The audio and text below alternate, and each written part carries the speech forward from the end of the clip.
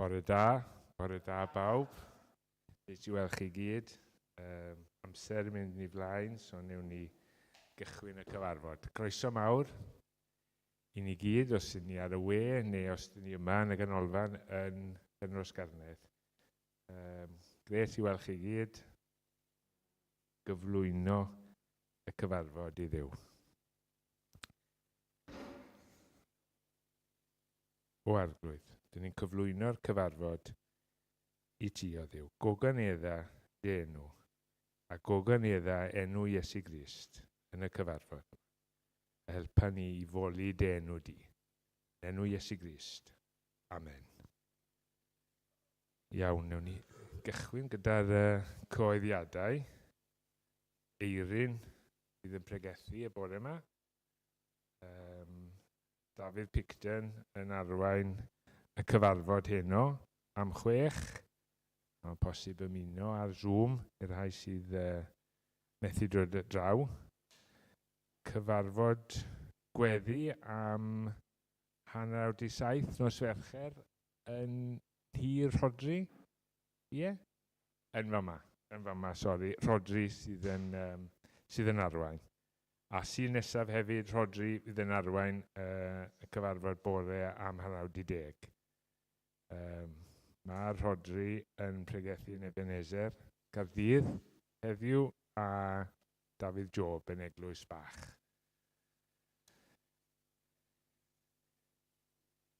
Mae'n hawdd peidio bod yn ddiolchgar am bethau a chymeryd pethau yn ganiataol. Cofiodd Hywel yn siarad pan oedd yn cyflwyno'r cyfarfod pethefnos yn ôl neu wythnos yn ôl.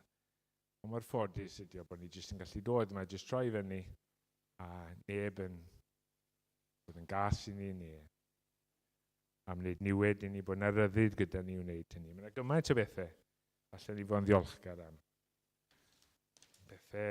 Pethau bob dydd, ffaith bod ni wedi cysgu'r nos, bod ni wedi, mae'n siŵr, wedi cael brecwast bod yma, bod gyda ni fwyd, bod gyda ni arian, bod gyda ni lle i aros. A gymaint mwy i ni sydd hefyd wedi cael maddeuant pechodau. Gymaint mwy gyda ni i fod yn ddiolchgar am. Maddeuant pechodau. Gwaredwr sy'n addo ein gafel yn ei law. Bod e ddim yn mynd i adael ni fynd. Mae'n gwybod sut rai ydyn ni, ond mae'n ni'n caru ni. Mae gyda ni berthynas ancreawdwr, y Duw sydd wedi'n creu ni, drwy Iesu Grist. Mae gyda ni fabwysiad i deulu Duw. Yr hawl i cael ein galw yn blant i Dduw. Mae wedi rhoi yr ysbryd glân i ni, i fatha comforter, yn harwain ni, yn geidio ni, yn cyfeirio ni nôl at Dduw, cyn esbonio pethau ni, pan ni ddim cweit yn siŵr. Mae wedi rhoi brodyr a chwiorydd yng Nghrist i ni. Ac ar ddiwedd ein bywyd mae wedi rhoi yr ysbryd glân i ni. Gadewch ni droi mewn gweddi ac i ddiolch i Dduw. O Dduw, diolch i ti o Dduw. Am gymaint o bethau. Diolch i ti am dy heilioni mawr tuag ata ni. Am y bethau bob dydd wyt ti'n rhoi i ni o Dduw, ac wedi rhoi i ni. Diolch i ti am y pethau wyt ti wedi wneud drosto ni. Dyn ni'n hyd yn oed yn ymwybodol a rhai ohonyn nhw wrth bod ni'n edrych yn ôl ar ein bywydau. Yr holl amddiffyn sydd wedi bod drosto ni, castelli o'n cwmpas ni. Mor ddiolchgar i ti o Dduw. Dyn ni'n gwbl aneddiannol. Dyn ni'n gwybod am calonnau ein hunain. Ond eto rwyt ti'n caru ni drwy Iesu Grist. Diolch i ti o Dduw am yr efengyl o Dduw. Diolch i ti dy fod ti wedi sefnu ffordd o Dduw i gael perthynas gyda ni o Dduw. Trefniant oedd wedi cael ei wneud cyn cychwyn amser o Dduw. Diolch i ti am ddanfon Iesu Grist i'r byd. Diolch i ti Iesu am ddod, am fodloni i ddod, am adael y nefoedd. A'r gogoniant oedd gyda ti fanna i ddod lawr ata ni'n byd ni o Dduw ac i fyw ar y ddaear yma 2000 o flynyddoedd yn ôl. Diolch ti. Y pwysau o wybod beth oedd o dy flaen di o Dduw. O ti'n gwybod yr hyn oedd yn daros di, o ti di dod i wneud job y ddiw. Diolch i ti am wneud y job yna, ddiw. Diolch i ti, ddiw. Pan dyn ni'n darllen amdano ti yn yr ardd, ddiw. Pam o ti yn... o ti o hyd wedi sylweddoli beth oedd dy flaen di. Oedd e fatha yn efallai dy hitio di mwy. Ac diolch i ti o arglwydd Iesu Grist am beidio a peidio gwneud yr hyn yr o ti wedi dod i wneud. Diolch i ti o ddiw. Diolch i ti o ddiw am ein cynnal ni yn ein taith o ddiw. Am roi'r ysbryd glân i ni o ddiw, am ein helpu ni o ddiw, i ddeall rhai pethau pan dyn ni'n stryglo o ddiw. Diolch i ti am ein brodyr yn chwiorydd yn Crist o ddiw. Bod ni'n cael cwmniaeth ac yn cael anogaeth gan ein cyd aelodau o deulu Duw o ddiw. Ni'n cyflwyno y brodyr a chwiorydd yma sydd yn lleol ac yn fyd-eang o ddiw. Cristnogion hynny sydd yn byw mewn llefydd lle mae'n anodd iddyn nhw i fyw fel Cristnogion. Ni'n cyflwyno nhw i ddofal di o ddiw. Ac cyflwyno pregaeth eirin i ti y bore yma ac lle bynnag mae dair di'n cael ei agor. Ni'n gofyn i ti ogoneddu dy enw di o ddiw. Mor hawdd ydy jyst yn calonau ni'n gallu bod yn oer. Bod yr holl bethau anhygoel yma yn wir amdano ni o ddiw, bod ni wedi camaddeuant pechodau, bod ein dyfodol tragwyddol ni yn saff, ni dal yn gallu bod yn galon galed o ddiw. Cynhesa'n calonau ni o ddiw. Gogoneddau dy enw. Yn enw Iesu Grist. Amen. Ni barhau gyda'r addoliad gyda... oedd Dafydd Picton nos Fercher yn y cyfarfod gweddi, oedd yn siarad am Salm 92, lle jyst allan y tri adnod cyntaf. Oedd e'n sôn am, oedd e'n briodol i bobl ddiw. Pan dyn ni'n dweud bobl ddiw, dyn ni'n meddwl bod rhyw bobl special. Unrhyw un sy'n nabod fi'n gwybod bod fi ddim yn special o gwbl, ond mae pawb sydd yn... mae mor syml mewn ffordd, yn dydi? Mae pawb sydd yn sylweddoli bod nhw ddim yn ddigon da. Bod ni'n sefyll flaen Duw perffaith. Ac dim ots pa mor neis i ni yn naturiol. Ni gyd yn gwybod pethau sy'n digwydd yn y calonau ni. Ni gyd wedi yn gwybod am hanes sy'n bywydau ni. A bod ni gyd yn bell o fod yn berffaith. Ond bod Duw wedi trefnu ffordd lle mae wedi danfon i fab i fyw y bywyd perffaith, oedd ni methu byw, ddim eisiau byw, ac methu byw. Ac mae wedi gwneud y cyfan drosto ni, a cymeryd ein pechodau ni arno fe ar y groes, cymeryd y cosb i gyd. The great debt payer, ynddo, oedd e wedi cael ei ragfenegu canrifoedd a chanrifoedd yn ôl, bod ei ddod. Mae fe'n gwneud yr holl bethau yn cyflawni'r holl broffwydolaethau ac ar ein cyfer ni. A pawb sydd yn credu yn syml yn hynna ac yn pwyso nid arno fo ei hun. Yn gwybod bod ni ddim digon da. Pawb sydd yn pwyso ar yr aberth sydd wedi cael ei drefnu. Bod ni'n cael bod yn blant i Dduw. Ac mae'n briodol fel oedd Dafydd yn sôn os fercher. I ni, pobl Dduw, y bobl yma sydd yn syml jyst wedi derbyn yr hyn mae Duw wedi wneud ar ein cyfer ni. A cael ein golchi'n lan drwy hynny, yn moliannu Duw, yn moliannu'r arglwydd. Y tair adnod cyntaf yn Salm 92, da yw moliannu'r arglwydd, a chanu mawl i enw di y goruchaf, a chyhoeddi dy gariad yn y bore, a ffyddlonde bob nos, gyda'r decdant ar nabl, a chyda chordiau'r delyn. Fel mae pobl wedi wneud dros y canrifoedd, mae pobl wedi bod ac lluoedd y nef yn moli yr arglwydd. Ac yr emyn dwi wedi ddewis ydy cyfieithiad o can 10,000 Reasons. Matt Redmond. Molar io'r fenau di, a ddolaf y sanctaidd un. Mae chwip o Duw nefyd ydy. Gyda'm nerth i gyd, fenau di, a ddolaf y sanctaidd un. Fe gwyd yr hael, diwrnod newydd fawria, Mae'n amser canu dy gan o ddiw. Beth bynnag a ddaw yr hyn fydd ar fy llwybr, rho ras i ganu wrth i'r machlud ddod. O gyfoeth gras a llyd mor araf, o enw mawr a thynerwch hael, dy holl ddaioni rwyf am fyw iddfoli, mae 10,000 achos ym fy nghymell ymlaen. Pan ddaw y dydd, pan fo nerth yn pallu, y diwedd ddaw, boed mewn hedd neu fraw, fe enaid ag an, dyfoliant di derfyn, dros 10,000 blwydd ac am byth ger dyfron.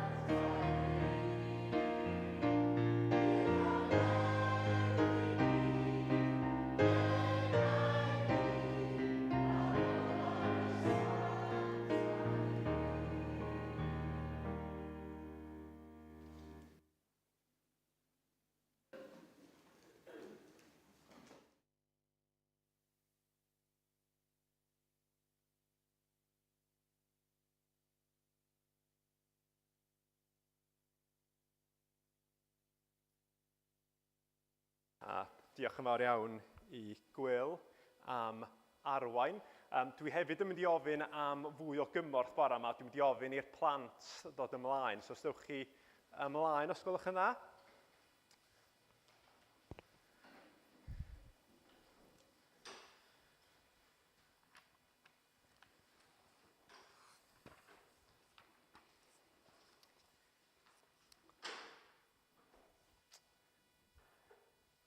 Reit ta. A'i chi ddewisodd be da chi yn wisgo bore yma? Credwch chi, fi na ddewis y dillad yma. Bod o'n edrych fath yna sera ddiwiso ddo i ni fi edrych yn llai sgryffu. Ond chi ddewiso be da chi'n wisgo bore yma? Ie? Wel, pan o'n i'n fach, dod i capal, ond rei pethau doeddwn ni ddim yn cael wisgo. Dwi rhwng dau feddwl gofyn i chi gesio be oedd hynny. Dwi'n siŵr os hynny'n syniad doeth, ond mi na i beth bynnag for comedic effect. Felly, Anna, be oedd Eirin ddim yn cael wisgo i fynd i capal pan oedd yn fach? Briliant! Do'n i ddim yn cael gwisgo crys pêl-droed. Ond rhywbeth arall hefyd sy'n gysylltiedig efo kit pêl-droed do'n i'm yn cael wisgo. Dwi'n meddwl sa hynny'n achos ymrannu ac ymbleidio yn ymplith ni yn arbennig gwydion. Be da chi'n meddwl o'n i'n cael wisgo? Shorts. Do'n i'm yn cael wisgo shorts i capal ac yn sicr doeddwn i ddim yn cael gwisgo crysa pêl-droed. Ond dwi'n rili licio pêl-droed a pan byddwn ni tua 10 oed o'n chwaraewr oeddwn ni wrth y modd hefo fo. A dwi'n mynd i ofyn i gwydion rhoi llun ond efo i fyny ar y sgrin i chi. Dydw i ddim yn mynd i ofyn i chi os da chi'n gwybod pwy ydy y boi. Achos fyddwch chi ddim, dwi'n chwarae pêl-droed ddim mwy. Ond di enw fo ydy, os mae dal yn fyw, Roberto Baggio. Ac pan oeddwn i'n fach, oedd y chwaraewyr gorau i gyd yn chwarae yn yr Eidal ac o'n fwy o bêl-droed o'r Eidal ar yn teledu ni. Felly, o'n i'n gwylio pêl-droed o'r Eidal ac o'n i wrth y modd hefo Roberto Baggio. Dwi'n siŵr os da chi'n gallu gweld, mi oedd gynno fo ponytail a bred yn y ponytail. Ac am gyfnod, mi ges i bred yn ffrynt yng ngwallt. Dwi'n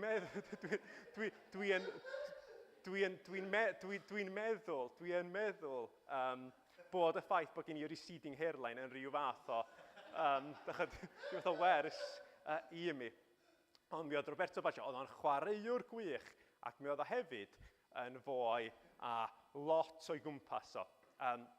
Beth bynnag, pam oedd yr Eidal yn chwarae'n cwpan y byd yn ôl y 1994, a wrth gwrs Cymru ddim yn y cwpan y byd, mi ges i, ac i ddangos y llun nesaf, please, Lydia, ges i grys yr Eidal. Crys yr Eidal. Ac oeddwn ni wrth y modd hefo'r crys yma, oedd o bron iawn fatha ail groen. Do'n ddim enw Roberto Baggio ar y cefn, ond mi ges i yr kit yma lle da chi'n gallu smwddio enw unigolyn ar y cefn. Fel mae'n digwydd, mae gen i grys yr Eidal yn fama. Nid yn crys Roberto Baggio, ond crys yr Eidal. Lle oedd o'n grys fel yma, ond ar y cefn o'n i wedi cael yr enw yma.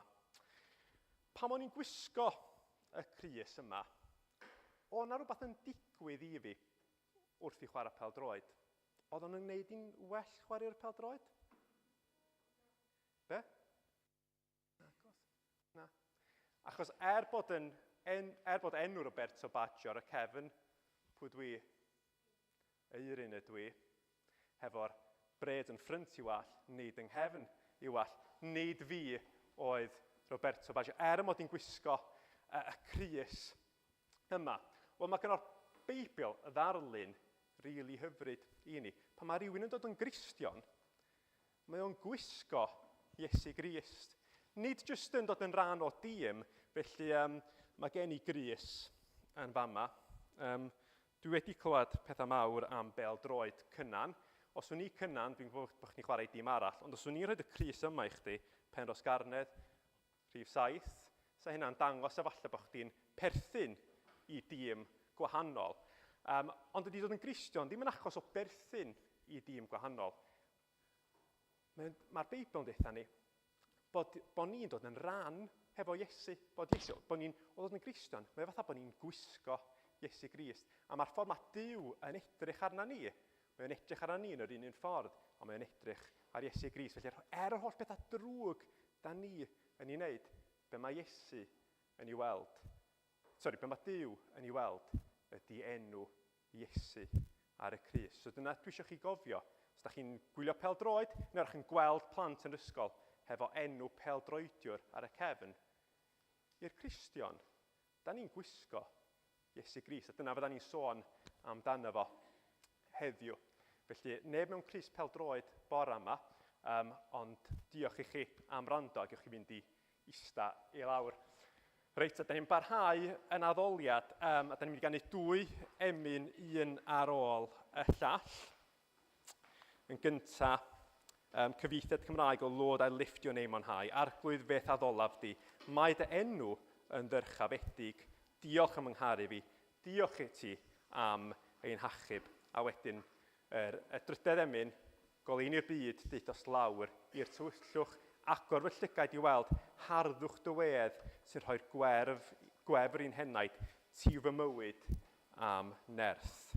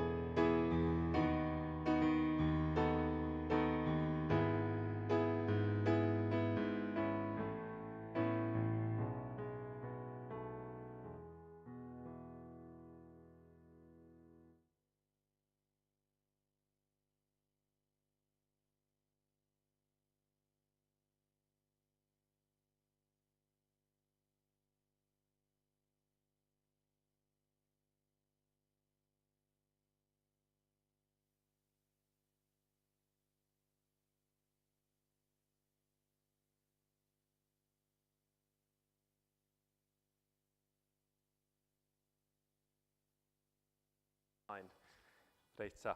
Felly, sgan ni droi at Mathew 22, a dyn fydda ni'n darllen adnodau 1-14. Dameg y wledd briodas. Mae'r fersiwn Beibl.net i fyny ar y sgrin gen i ond fydda ni'n darllen o'r Beibl Cymraeg diwygiedig.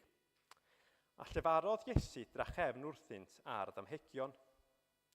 A mae teyrnas nefoedd meddai yn debyg i frenin a drefnodd wledd briodas i'w fab. Anfon y ddeweision i alw'r gwahoddidigion i'r neithor, i'r parti felly, ond nid oeddynt am ddod. Anfonodd eilwaith weision eraill gan ddweud, dwedwch wrth y gwahoddidigion, dyma fi wedi paratoi fy ngwledd, a mae fy mistach am llydnod pasgedig wedi lladd a phopeth yn barod, dewch i'r neithor. Ond ni chymerodd y gwahoddidigion sylw, ac eithant ymait, un i'w faes ac un arall i'w fasnach. Ac afeloedd y lleill yn ei weision a'i cam drin yn warthus a'i lladd. Digiodd y brenin ac anfonodd ei filwyr i ddifetha'r llofruddion hynny a llosgi eu tref. Yna i meddai wrth ei weision, y mae'r wledd briodas yn barod, ond nid oedd y gwahoddidigion yn deilwng. Ewch felly i benna'r strydoedd ac wahoddwch bwy bynnag ag ewch yno i'r wledd briodas. Ac fe aeth y gweision hynny allan i'r ffyrdd a chasgling hyd bawb a gawsant yno yn ddrwg a da. A llanwyd neuadd y wledd briodas gan westeion. Aeth y brenin i mewn i gael golwg ar y gwesteion, a gwelodd yno ddyn heb wisg briodas amdano. Meddai wrtho, gyfaill, sut y deithos di mewn yma heb wisg briodas, a thrawyd y dyn yn fyd. Yna dywedodd y brenin wrth ei wasanaethyddion, rhwymwch ei draed a'i ddwylo a bwriwch ef i'r tywyllwch eithaf, bydd yn wylo a rhincian danedd. A mae llawer yn wir wedi ei gwahodd, ond ychydig wedi ei hethol. Dyna ni barti ac gwahoddiad i barti. A da ni'n neidio ymlaen rwan i ddiwedd llythyr Paul at y Rhufeiniaid. Rhufeiniaid 13 ac wedyn adnoda 11 i 40. Ac eto, Beibl.net i fyny ar y sgrin.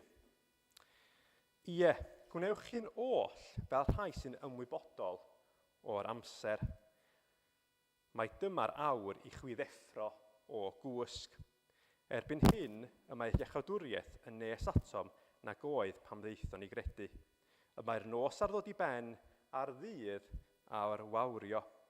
Gadewch ni felly roi heibio weithredoedd y tywyllwch a gwisgo arfair goleuni. Gadewch ni fyw yn weddus fel yng ngolau dydd, heb roi dim lle i loddest a meddwod, i anwireb ac anlladrwydd, i gynnen ac eiddigedd. Gwisgwch yr arglwydd Iesu Grist amdanoch a pheidiwch ar rhoi'ch bryd ar foddhau chwantair cnawd. Wel, wedi fynd i'r arglwydd fod arna ni wrth i ni fod yn myfyrio ar y darna yma. Cyn i ni barhau efo addoliad beth am droes yr arglwydd.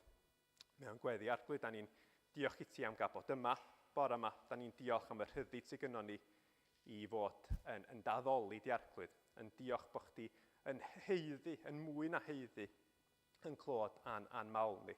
Arglwydd, da ni'n gofyn y fydd i di yn siarad trwy dy air hefo ni bore yma. Y fydd i di yn dangos i ni rhywbeth o dy gariad teg ato ni, dy ras teg ato ni, a helpa ni arglwydd wrth i ni'n mynd i fewn i wythnos newydd hefyd arglwydd. Da ni'n cyflwyno'n hunain i chdi, cyflwyno rhai sydd allan yn pregethu, cyflwyno rhai sydd i ffwrdd ac ddim yn dda hefyd arglwydd. Da ni'n diolch i ti ym mhob achlysur y bod ni'n gallu troi ata chdi. Felly arglwydd bydd hefo ni bore yma, bendithia y plant yn yr ysgol Sul hefyd arglwydd. Da ni'n gofyn arglwydd y bydda ni yn gallu ymatab i dy air di arglwydd. Mae yr darlleniad yma, y ddameg, y wledd arglwydd yn dangos bod chdi yn dad hael, yn dad cariadus, ac bod chdi am i ni droi ata chdi. Felly arglwydd, da ni'n gofyn y fydd i di yn helpu ni bore yma i agosau ata chdi. Yn enw Iesu Grist. Amen.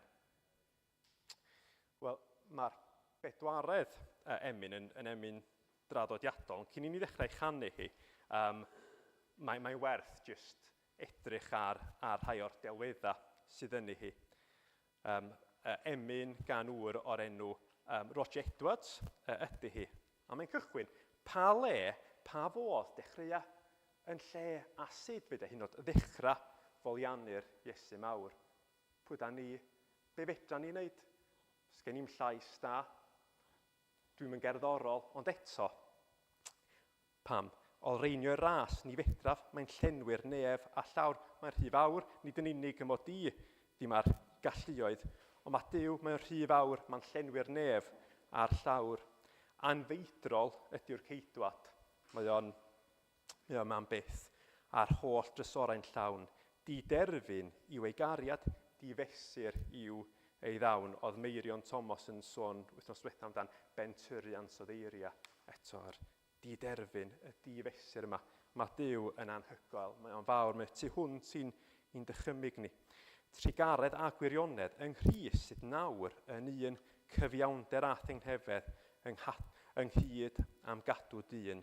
Am Crist a'i ddioddeffiadau rhinweddau marwol glwy, y seinir per ganiadau i dragwyddoldeb mwy. Os da ni'n canu am Iesu Grist heddiw, fydda ni'n canu, fydda ni, os nad ni, mi fydd eraill yn canu trwy dragwyddoldeb i glod. A wedyn yr rhan ola yma. O diolch am gyfryngwr gwaredwr cryf i'r gwan, o am gael ei nabod fy mhrio di am rhan eto'r cyswllt yma hefo dameg y briodas yma.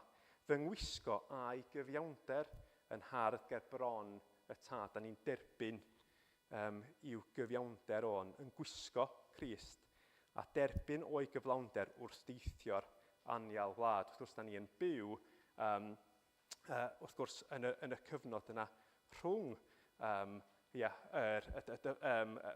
rhwng dyfodiad Crist a ail ddyfodiad, a does dim angen i ni ddeud, edrych ar y newyddion wrth gweld yn cymdeithas ni, y bod ni yn teithio trwy anial wlad, mae'n bethau anodd, mae'n bethau dyrus, ond eto, wrth ni'n mynd i fewn i wythnos newydd, weithawr ac yn amgylchiadau ni, mae gennym ni lot i ganu ac i bod yn diolchgar amdano fo, felly sgan ni addoli trwy gyfrwng y gan yma, felly. Diolch, Fian.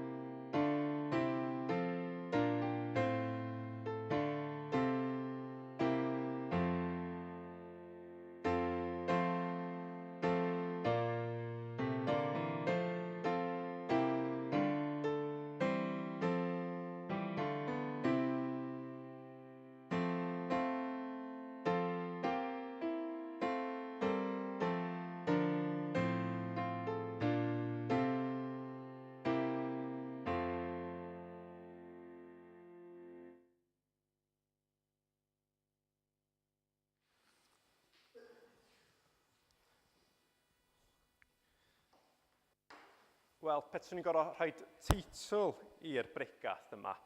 Mae'n debyg na rhyw fersiwn ar yr ymadrodd Saesneg, dress for the occasion, fydda fo.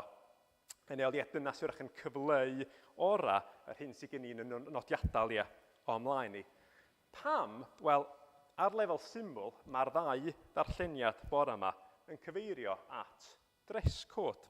Y cyntaf yn sôn am ymddangos ger bron, brenin Duw yn yr achos yma, a hynny heb wisg sy'n addas ar gyfer yr achlysur. Gwled briodas, wrth gwrs, a wedyn yn ail, y llall yn siars gan Paul i'r Cristion wisgo yr arglwydd Iesu Grist am dano. Ond ar lefel ddyfnach na dim ond yr dress code, mae'r ddau ddarlleniad hefyd yn dweud pethau pwysig wrthyn ni am amseru Duw hefyd. Yn arbennig am yr angen i ni fod yn barod ac yn effro. Wel, mae'r Beibl yn hanes yn yr ystyr i fod o'n adrodd digwyddiadau hanesyddol a ddigwyddodd yn y gorffennol, ond mae o hefyd yn hanes sydd yn dal i fynd yn ei flaen. Mae'n hanes sydd heb orffan eto. Yn ryw 30 mlynedd yn ôl, mi sgwennodd dwi'n siŵr os da ni'n alw fo'n hanesydd neu'n gymdeithasegydd, political scientist, gwr enw Francis Fukuyama, lyfr o'r nhw, The End of History and the Last Man. Ac oedd yn dweud, wel, hefo diwadd comunyddiaeth, dyna ni, bydd bob gwlad yn mynd yn ddemocrataidd, a dyna ni ddiwedd hanes. Ond da ni'n gwybod yn tydan na nid dyna fu y stori. Peidiwch â gofyn i hanesydd, ac yn sicr gymdeithasegydd yn dehos i geisio dehongli y dyfodol. Mae hanes heb orffan eto, a da ni'n cael hynny yn amlwg yn y ddau ddarlleniad yma. Felly, mae'n bwysig bod ni hefyd yn gwybod faint o gloch ydy hi. Heb wybod faint o gloch fysa ni ddim yma ar amser bore yma. Ond yn llawer pwysicach na cyrraedd capal mewn pryd ydy bod yn ymwybodol o amseru Duw. Mae'r Beibl wrth gwrs yn rhannu amser yn ddau, yr oes hon a'r oes i ddod. A mae'r Testament Newydd yn glir bod dyfodiad Crist wedi hebrwng i mewn yr oes i ddod neu dyfodiad y deyrnas. Wrth gwrs mae Iesu hun yn pwysleisio y realiti presennol y deyrnas yn ei waith a'i weinidogaeth. Ond dro arall, mae eiriau fo hefyd yn disgwyl gwireddu y teyrnasiad hefyd, fel da ni'n gweld yn yr erfyniad yng ngweddi yr arglwydd deled, dy deyrnas. Felly, ar hyn o bryd, mae'r ddau gyfnod, yr oes hon a'r oes i ddod, yn rhyw fath o ymestyn dros ymyl i gilydd. Da ni'n disgwyl yr ail ddyfodiad. Pan mi fydd yr hen yn diflannu, a pan ddaw y deyrnas yn ei chyflawnder. Mae hwn yn hanes sydd heb orffan eto. Mae Crist wedi dod unwaith, ond mi ddoetho eto. A wrth gwrs mae'n bwysig bod ni'n cofio pwysigrwydd ail ddyfodiad Crist yn y Beibl. O'n i'n darllen i fyfyrdod yn ddiweddar, ac yn hwnnw oedd o'n sôn bod netia 300 o gyfeiriadau at ail ddyfodiad Crist yn y Testament Newydd. Ac y sioc hefyd oedd gweld cynlliad o gyfeiriadau o'n at bethau wrach swn i'n gymryd yn fwy caniatol. Felly i gymharu'r 300 o gyfeiriadau yma at ail ddyfodiad Crist, dim ond 19 o gyfeiriadau o'na at fedydd, a llai na hanner dwsin at gymyn. Dydw i ddim wedi edrych fy hun, so dwi'n cymryd gair yr esboniwr yma. Mae 300 o gyfeiriadau yn anferth at yr ail ddyfodiad. Mae hynny'n dangos faint mor bwysig ydi o. Wrth gwrs, mi nath Iesu unwaith i fyw ac i farw ac i atgyfodi. Mi ddoth o fel baban bach. Ond pam ddoeth eto, bydd o ddim yn dod fel baban. Mi fydd o'n dod fel brenin i farnu'r byw a'r meirw. Dyma uchafbwynt i waith a chybol o. Ac mae'r ffaith bod yr ail ddyfodiad yn cael ei gyhoeddi yn y Testament Newydd i gyd yn dangos ni bod yr holl oesoedd i ryw radd yn arwain at yr uchafbwynt yma. Yn y pwynt yna, mi fydd yr eglwys yn gyflawn a mi fydd Iesu'n cyflwyno I deyrnas. Ar y dydd hwnnw, bydda ni oll, chi a fi, yn ei weld o wyneb yn wyneb fel y mae, pryd ta'n isio neu beidio. Mae gwirionedd yr ail ddyfodiad yn beth na all yr un Cristion beidio a'i gredu, a dweud y gwir I gredu fo yn llawen, mae hynny yn ddeud mawr. Felly, dyna'r cyd-destun, da ni'n yr wisg, ond hefyd mae'r amseru yn y ddwy stori yma, neu'r ddau ddarlun yma, yn bwysig. Felly, mi drown ni at yr ddameg yn gyntaf, a rhai pethau yn codi o hynny, a wedyn mi drown ni at yr darlleniad byr o lythyr Paul at yr Rhufeiniaid. Felly, hefo'r ddameg yma, mae'n gyfres o ddamhegion y mae Iesu'n ei defnyddio I atab cwestiwn pwysig. Cwestiwn pwysig y mae'r awdurdodau crefyddol am iddo fo I atab. A'r cwestiwn ydy, trwy ba awdurdod rwyt ti'n gwneud y pethau hyn? Yr gwirthia, ei ddysgeidiaethau. Pwy roddodd I ti'r awdurdod hwn? Mae'r cwestiwn yma yn Mathew 21 adnod 23. Wel, cyn cyrraedd dameg y wledd briodas, mae diw herio nhw'n barod hefo un dameg o'r enw dameg y ddau fab, nid dameg y mab a fradlon, ond dameg lle mae un mab ddim yn gwneud beth oedd I deud sy'n ni'n neud, ac hefyd dameg y wynllan a'r tenantiaid. Ac nesaf, mae'n defnyddio y ddameg y wledd briodas. Drws Iesu'n yn creu y darlun hyfryd yma, gwledd briodas, rhywbeth ddylia bobl fod yn awyddus I fynd iddo fo. Mae'n cyfleu hyn fatha gwahoddiad ynglyn â teyrnas Nefodd a'r gost hefyd, y gwahoddiad ond hefyd y gost uchel o wrthod y gwahoddiad hefyd. Felly mae'r adnodau cyntaf, adnodau 1 I 4 yn cychwyn yn digon tebyg i'r dameg flaenorol, dameg y wynllan, mae'n y bobl yn cael ei gyrru allan ac I nôl bobl ag ati. Ond mae yna wahaniaethau pwysig. Yn dameg y wynllan a'r tenantiaid, mae'n y bwyslais yno ar ffrwyth. Ond pwyslais yn y dameg yma ar wledd. Mae'r dameg yma yn atgoffa ni bod Duw yn frenu'n hael ofnadwy. Bod o, ar y matrol yna, hostess with the mostess. Bod yr ddameg flaenorol dan fydd allan ac gweithio, ond mae o'n hael ofnadwy. Ac wrth dyma sy'n wrth wraidd yr efengil heilioni'r tad. Da ni ddim yn heiddi dim byd, ond da ni'n cael yr gwahoddiad yma i'r wledd. Mae Duw hefyd yn sofran, fo sy'n trefnu bob dim. Mae o'n caru ei fab, ei bobl, a diwm I weld yn arbed unrhyw gosta yn adnod 4. Dywedwch wrth y gwaddedigion, dyma fi wedi paratoi fy ngwledd, mae fy mistach am llydnod pasedig wedi ei lladd. Mae o wedi mynd all out hefo y bwyd. Yn ôl y sôn, pa modd o'n estate banquets yn ystod yr teyrnasiad y Frenhines, mi fysa hi'n cymryd diddordeb mawr yn neud yw inspection I weld so bob dim yn iawn. Ac eto mae Duw yn gofalu am y wledd yma. Gwrs priodas frenhinol yn achlysur arbennig iawn, a da ni'n cael darlun o wledd gosmig yn Eseia 25, y gwledd ar fynydd Seion. Llyncu'r angau am byth, diolch jyst danteithio'n amwynhau, ond bod hyd yn oed cyflwr ysbrydol bobl yn newid. Felly, yn achos y ddameg yma, nid rhyw highlight y social calendar oedd hyn, ond mae'n highlight y cosmic calendar, bod yr wledd yma ydy wedi darparu bob dim. Wel, wrth gwrs, mi o'n rhaid I gwahodd ac wedi dirmygu y gwahoddiad, rhai hefyd I bychanu y braint o gael y gwahoddiad. Wrth gwrs, mae Iesu yn siarad hefo Iddewon I ddydd ei hun, rhai wedi gwrthod y proffwydi, rhai hefyd oedd yn gwrthod y mab.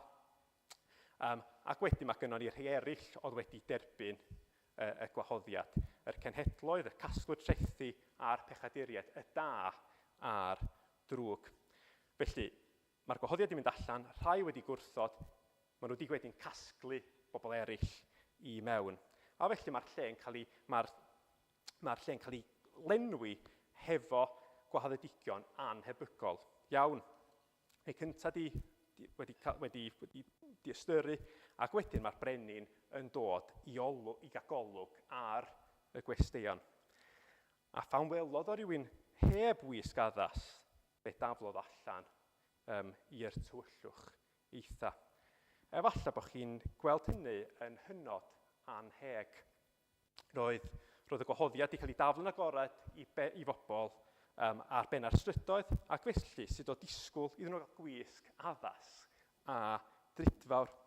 Ond beth i hyn o'n darlun o ddydd y farn, a Duw yn edrych ar y rhai sydd wedi proffesu ffydd yn Iesu Grist. Darlun o wisg, a mae'r rhai wedi bechadur fod i ymddangos ynddi hi o flaen Duw. A beth ydy yr wisg yma, sef cyfiawnder Iesu? Wrth gwrs, sarhad ar Dduw ydy trio dod i'w bresenoldeb o heb y wisg. Yn ôl at y cyfeiriad yna at y crys pêl-droed yna, enw Iesu, cyfiawnder Iesu yn wisg i ni. Dwi'n siŵr os da chi rioed wedi bod i barti neu rhywbeth lle o'na dress code i angen. Dwi wedi bod i bethau black tie, ond ges i wahoddiad rhywbeth white tie flynyddoedd yn ôl. Ac nid yn modi yn gwbl anwybodus, ond o'n i'n gwybod bod o'n golygu mwy na just botei. Felly, be nes i oedd nes i brynu botei gwyn. Yn hyedd i hefyd ydi prynu boteis fel yma, achos dwi ddim rili'n gwybod sut i wneud boteis fel yma, ond beth bynnag. Ond os ewch chi ar wefan The Brets, lle mae'n deud o'r holl bethau yma, wrth gwrs, dydy white tie ddim yn achos o wisgo tuxedo a botei gwyn.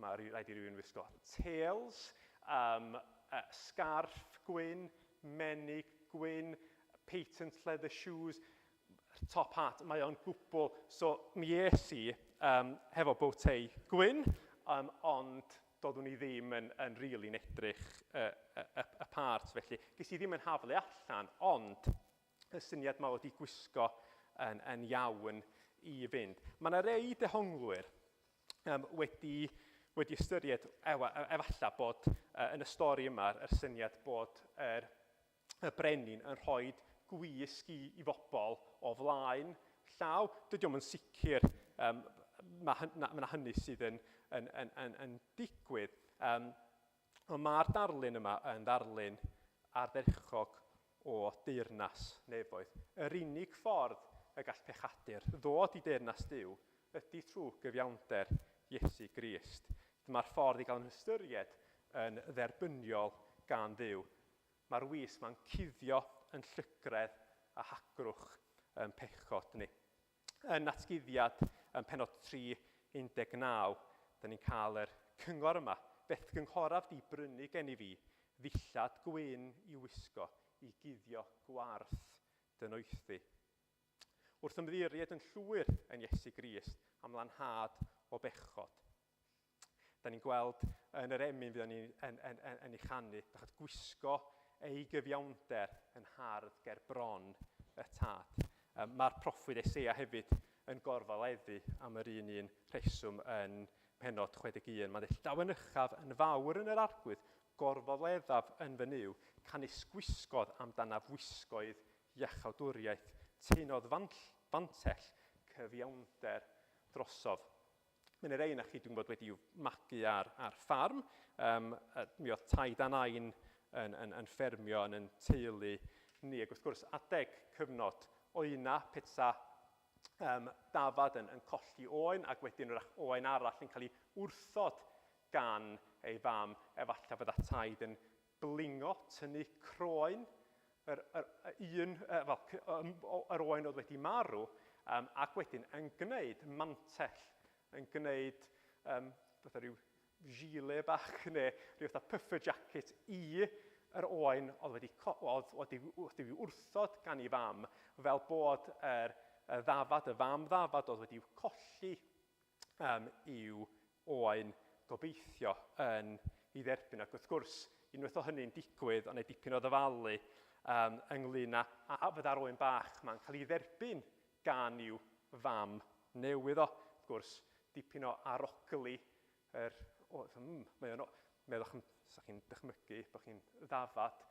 Diolch cweit yn edrych fath o'n oen bach i, ond mae rhyw ogla amdano fo sy'n ei fi feddwl na hwn ydi o. Ond wedyn, o'r diwedd, y croen yn gwneud i waith. Yr oen bach yn bwydo o ddar i fam newydd o. Ac wedyn, gofal ac y concern y fam ddambad yma bellach yn eiddo i'r oen bach yma oedd wedi cael ei fabwysiadu. Wel, rhywbeth tebyg i hynny sy'n digwydd i'r Cristion, nid drwy dwyll, ond drwy drefn Duw. Mae Crist, trwy farwolaeth o, yn cymryd arno yn pechod ni, a felly da ni'n cael gwisgo ei gyfiawnder o. Wrth gwrs, mae'r berson hefyd heb wisg yn cael ei bwrw i'r tywyllwch eitha. Wrth gwrs, mae hyn yn darlun o uffern. Wrth gwrs, mae hyn hefyd yn deitha ni'r gost uchel o wrthod Efengel Iesu Grist ac wrthod gwahoddiad i'r oen. Felly mae'r gobaith yma, mae o'n syniad o'n bod yn cael ei mabwysiadu, gwisgo mantell yr oen, ond hefyd mae'n rybydd yma. Ond beth sy'n drawiadol yn adnod 12 ydy bod gan yr person sy'n cael ei daflu allan ddim atab a trawyd y dyn yn fyd med adnod 12. Roedd o'n gwybod yn iawn bod o'n euog. Fatha fi yn tuxedo a just bow tie gwyn, o'n i'n gwybod dwi ddim really wedi dilyn, dwi ddim yn iawn i gymaru efo pawb arall sydd wedi gwisgo'r white tie go iawn. Cos mae angen i ni weld y cyfiawnder mae Duw yn ei hawlio, a hefyd credu yn y cyfiawnder mae Duw yn ei gynnig mi oedd y brenin yn gyfiawn. Wel na, dwi ti ddim wedi gwisgo yn iawn, ti'n sgryffu, dwi wedi rhoi gwahoddiad i chdi a ti ddim wedi dod. Mae o'n gyfiawn. Ond hefyd mae Duw hefyd yn cynnig, trwy Iesu Grist yn cynnig cyfiawnder i ni hefyd. Gwrs mae sicrwydd y Cristion yn beth hyfryd, ond hyd yn oed i'r rhai sydd wedi gwisgo cyfiawnder Crist, mae hynna'n foddhad yn gallu bod yn beth peryg hefyd. Bod rhywun yn gallu casual acceptance, da chi'n derbyn y gwahoddiad o'r chi'n i'w ddi-hyd. Mi oedd llys SARS, Brenhinoedd Rwsia, yn le defodol iawn. Mi oedd ddeddfa ynglyn â be ddech chi'n gorfod i wisgo i fynd i mewn i'r llys. Mi oedden nhw hefyd yn rai oedd yn gyrru gwisgoedd allan o flaen llaw. Da ni'n trefnu rhyw ler a dyma da ni'n ddisgwyl i chi wisgo. Ond mi oedd yr brenhinoedd yma, Brenhinoedd Rwsia, yn bobl andros o hunan foddhaol. A mi ddudodd Catrin Fawr yn ôl i'w 2 canrif yn ôl, teyrn ydw i, a dyna yw fy ngwaith. A bydd yr arglwydd na yn maddau mi oherwydd dyna yw waith. Dwi'n nid dyna ddylia bod yn agwedd ni o gwbl. Dylia ni fod yn diolchgar, dylia ni fod yn taflu yn hunan ar rigaredd Iesu Grist, oherwydd mae'r gwahoddiad yma yn wahoddiad arbennig ofnadwy, ond mae'n hefyd rybydd i ni ar y diwedd. A wedyn, os ni'n ymlaen ac edrych ar yr ail ddarlleniad, achos eto mae hwn yn ymwneud â bod yn barod ac be da ni am neu fod i'w wisgo. Felly strowch chi i Rifeiniaid 13 eto, jyst yr adnodau yna ar y diwedd. Felly, yn wyneb hyn, yn wyneb y rhybydd da ni'n gael yn y ddameg, be nawn ni? Mae gan Paul help i ni yn y darn yma, yn rhydedd benod ar 10 i lythyr at y Rifeiniaid. Wel, yn henod 13 gyd, mae wedi cychwyn efo dysgeidiaeth bwysig am sut i fod yn ddinasyddion da. Ac wedyn mae'n symud ymlaen i sôn am sut y ddyliau ni fod yn gymdogion da. Ac wedyn mae'n gorffan trwy ddeud pam. Weithiau da ni'n dechrau trwy ddeud pam ac wedyn sut. Ond mae'n dweud sut ac wedyn pam. beth yle annog ansymbolu ni i gisio byw yn dda? Wel, yn ôl Paul, y fendith ryfeddol o wybod bod yn pechoda ni wedi i'w madda, yn bod ni wedi'n gwisgo hefo cyfiawnder Crist a bod gen ni berthynas adferedig a'n tad yn nefoedd. Mae adnod 14 o benod 13 yn un allweddol yn rhoedigaeth Austin Sant. Yn ei gyffes, mae'n sôn am glywed llais plentyn, tolelegau, cod a darllenna. A mae'n agor i Feibl ac ar yr adnod yma, ac mae'n dweud, dwi'n darllen hyn a mae bob dim wedyn yn syrthio le. Dwi'n gweld lle dwi. Gwisgwch yr arglwydd Iesu Grist amdanoch a pheidiwch ar rhoi'ch bryd ar foddhau chwanter cnawd. Dyna i gyd gymerodd o, bod wedi bod yn ymgodymu efo pethau cyn hynny. Eto yn y darn bach yma, da ni'n cael beth sy'n ei enw cyfeiriadau amseryddol, cyfeirio at amser. Un peth i gwybod wrth gwrs faint o gloch ydy hi, ond mater arall ydy gweithredu i'r funud. Rhain eich efo plant, un peth ydy gweiddi ar y plentyn. Elain, mae'n chwarter wedi 7. Chwarter wedi 7? Diolch mor eidrwydd yn golygu lot, ond sy'n rhywun yn gweiddi Elain, cer i fita dy frecwast, mae'n chwarter wedi 7. Mae plentyn yn i'w ddeffro. Wrth gwrs mae'r un fath hefo ni, mae Paul yn galw arna ni i wneud 3 peth. Mae'n cyfeirio at amser, ond mae'n galw ni hefyd i wneud pethau. Mae'n deud wrthyn ni'n gyntaf i ddeffro, adnod 11. Gwnewch chi'n oll fel rhai sy'n ymwybodol o'r amser. Mae dyma'r awr i chi ddeffro o gwsg. Pam bod ni angen deffro? Oherwydd mae'r nos ar ddod i ben a'r dydd ar wawrio. Felly, i'r Cristion yma, mae'n sgwennu at Gristnogion, deffrwch. Mae Iesu yn dod yn ôl, mae'r dydd a'r wawrio. So, deithon ni ddeffro. Yna mae'n cynghori ni yn adnodau 12 ac 13 i ymolchi.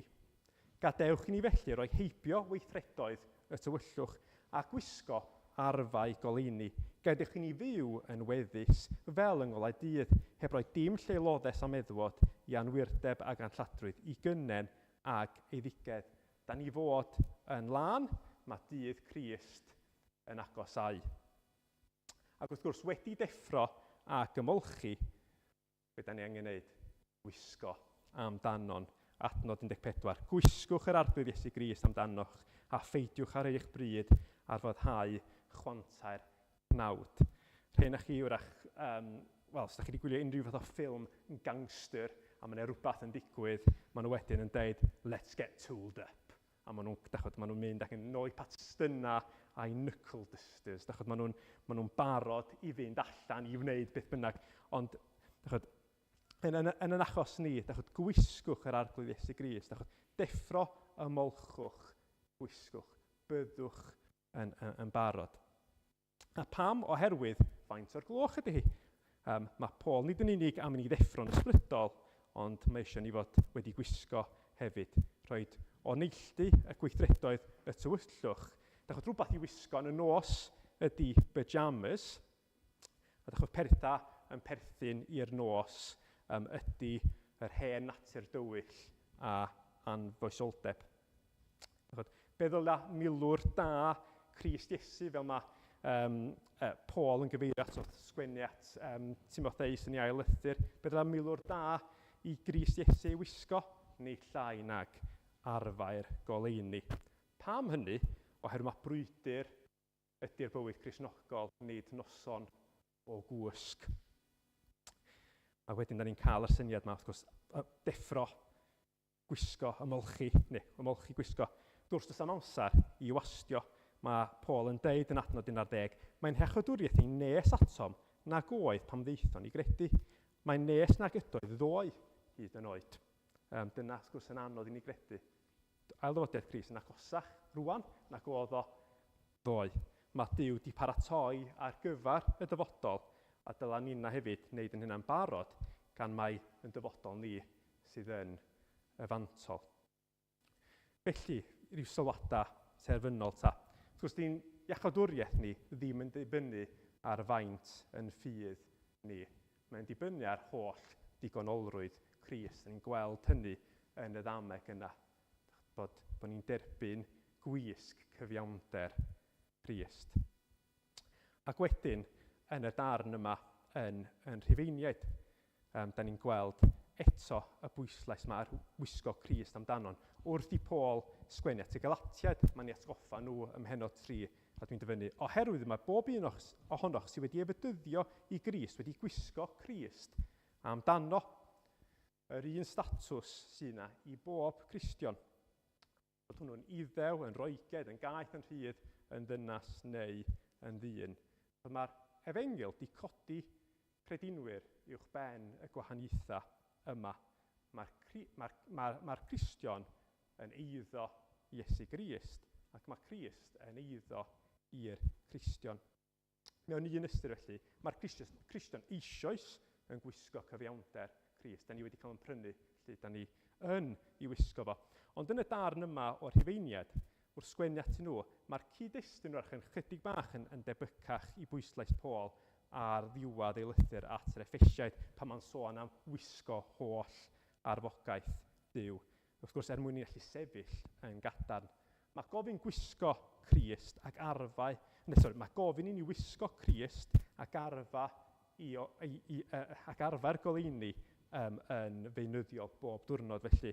Nid mater o wisgo fel o ran decorative purposes felly, ond oherwydd, da ni'n yn gallu gorchfygu chwanta'r cnawd, y nerth, yn hunain, rhaid i ni wisgo yr arglwydd Iesu Grist.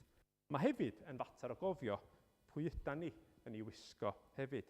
Iesu Grist, y mab tragwyddol, un sy'n meddu ar holl gyflawnder y diwdod. Iesu Grist yr un sy'n dwyn ymaith bechoda y byd. Iesu Grist yr un y cael ei weld yn ei ogoniant, yn ei holl ysblander, yr un fydd yn uno y lluoedd a'r nef i'w addoli fo.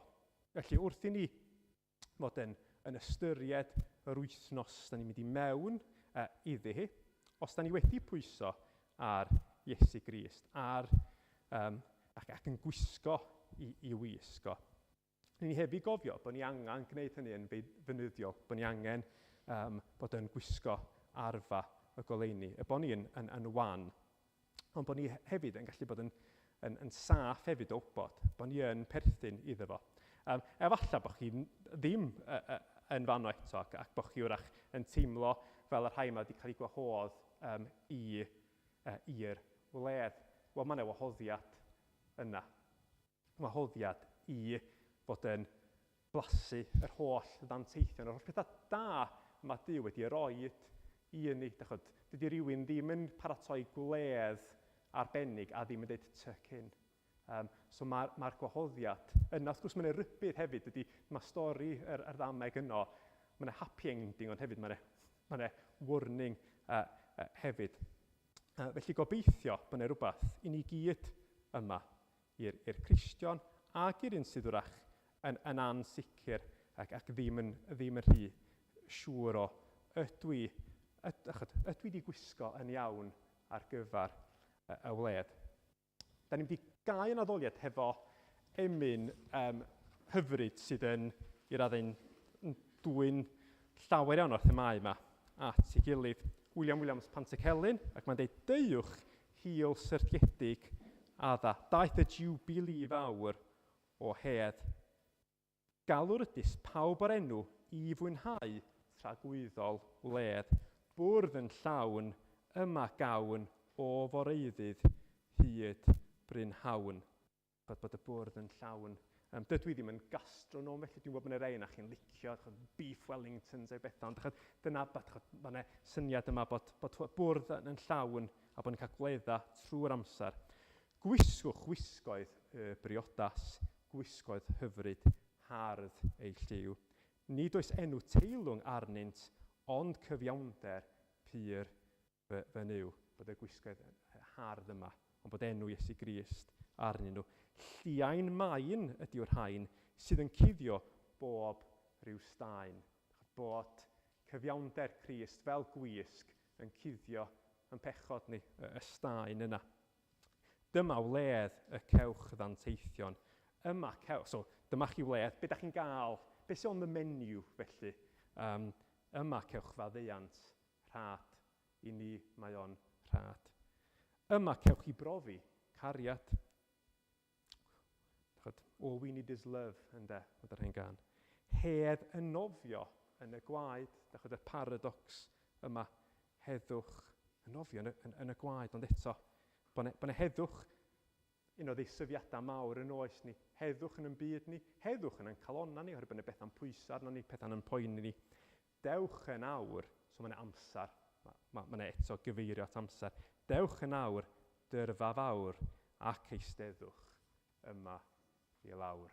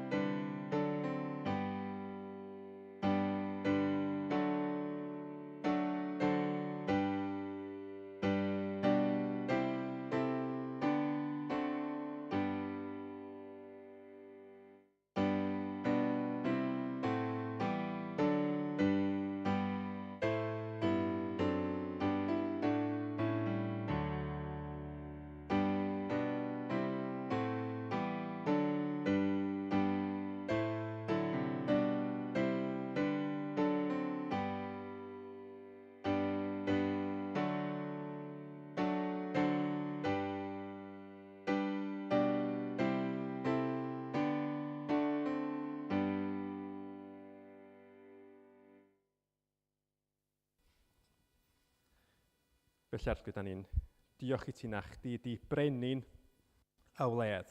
A da ni'n diolch arglwydd bod chdi wedi paratoi yr holl ddanteithion yma. Arglwydd, da ni'n diolch bod chdi yn cynnig maddeuant arglwydd. Maddeuant sydd wedi costio'n drud ofnadwy i chdi. Arglwydd, da ni'n diolch am dy gariad di. Diolch am gael profi dy gariad di, arglwydd. Arglwydd, da ni'n cyflwyno'n hunan i chdi, arglwydd, ac yn gofyn y fyddi di yn rhoi hedd i ni, arglwydd. Os da ni'n poeni am yr wythnos sydd i ddod, os da ni'n poeni am deithio yr anial wlad, arglwydd, da ni'n gofyn am dy heddwch di. Yn gofyn, arglwydd, y fyddi di yn cadw ni hefyd, arglwydd, da ni'n deisyfu ac am fod yn eistedd gyda chdi a'r holl filoedd yna, arglwydd, yn y wledd. Felly bydd hefo ni, arglwydd, a da ni'n diolch i ti bod ni yn cael y fath fraint o wisg hardd cyfiawnder Iesu Grist. Amen.